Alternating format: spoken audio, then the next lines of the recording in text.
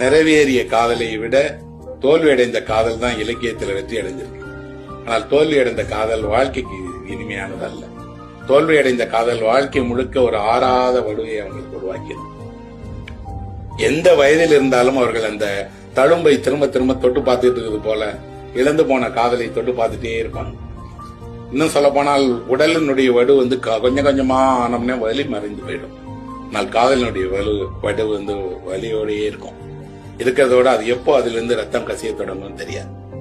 ஒருவன் 30-35 வருடங்களுக்கு பிறகு தான் காதலித்த ஒரு பெண்ணை பிரிந்து போன பின்னாடியும் கூட வாழ்வினுடைய ஏதோ ஒரு தருணத்தில் எங்காவது பார்த்தா அவன் மனதில் இருந்து அந்த ரத்தம் சொட்ட தொடங்கியது.